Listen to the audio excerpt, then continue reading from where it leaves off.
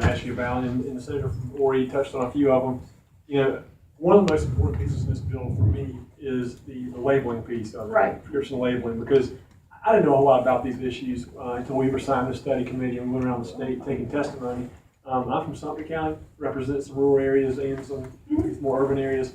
And I think most of our vets and our shelters and our nonprofits get along fine in our county. Sure. But the labeling thing kind of struck me because, you know, representing rural areas, I have some areas that are not, that don't have easy access to health care. And what bothers me is, you know, if a child or someone ingests this medication that's not labeled and they call poison control or they call a hospital or whoever, the first question they're going to ask is, what did the child ingest? So for me, that's a public safety matter. And, you know, so if the bill accomplishes nothing else, it would accomplish that. On the record keeping piece, you know, I think that's a good thing also. If you're going to be practicing veterinary medicine, the playing field needs to be even, in my opinion, on record keeping. Absolutely. I agree with those things completely. I just think those are Practice Act issues. And they're not, I mean, if the bill had those two things in it only, we wouldn't be here in opposition. Well, and perhaps that's the low-hanging fruit. And the other issue, you know, that we're going to, I guess, be talking about the most is the mobile clinics and the nonprofit mobile clinics. And this is kind of what has my attention on this. Maybe you can help me through this. Again, I don't get a whole lot of calls about this in my area, but I do have one veterinarian, and he is in probably the most affluent area of Sumter County. And he's not a big complainer, but when we started, he came to one of our meetings in Florence, and when he started talking about this, he said, you know, I've got a nonprofit van that basically sets up shop across the street from my veterinary practice. I mean, what am I supposed to do about that? To me, that's not a level playing field, and I can't say that in that case that mobile clinic is meeting its intended purpose. Right. Now, I'm not married to the 7-mile restriction. I don't know if anybody, I don't speak for anybody else in the subcommittee, but I don't know if anybody's married to that. But do you have a suggestion for how to make that area more level playing field? That's a really hard question. And I don't have a specific distance. I'm looking for an easy answer to a really hard question. Yes. I guess I got it on the wrong side of the bed today for that. I'm sorry. I don't have a good suggestion for that. And I totally agree. You know, like I said, I agree that it's an issue because, you know, it did strike when I've heard stories about that as well in our area, and it did strike me as problematic. And you know, just kind of bad business on both parts. You know, bad business because it's not fair to the private practice clinic.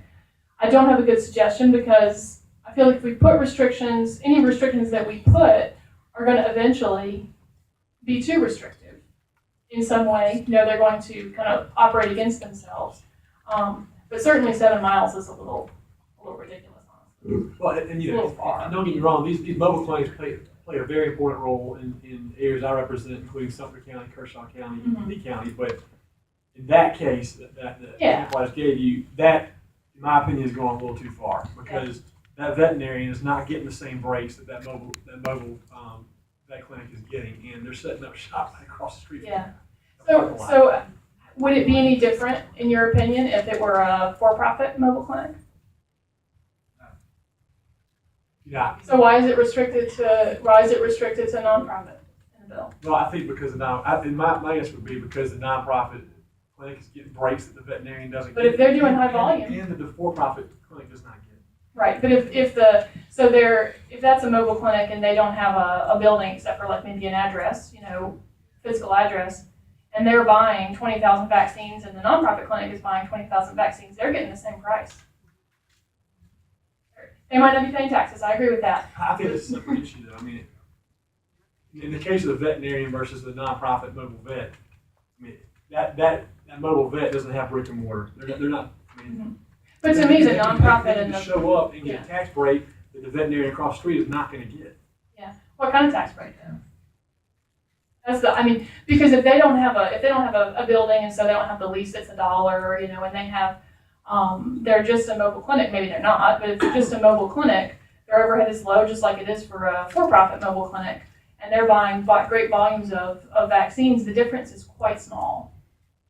In terms of, now if they're selling product, there might be a sales tax issue, but for the most part, it's very similar. And so I think if we're talking about competition, let's talk about competition, not just for nonprofits, but also for the for-profit clinics that are driving around. I think if we can't restrict, Dr. X from opening up across the street from Dr. Y, then why are we restricting the nonprofits?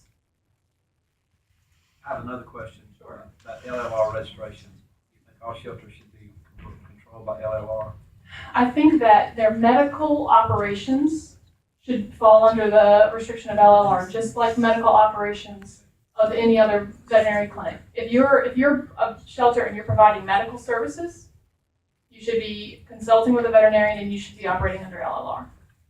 One final comment. I think you said you work for the Charleston Animal I Society do. and you also do private practice. My you're husband speaking owns a for- private practice. So you're Yeah. speaking for both sides.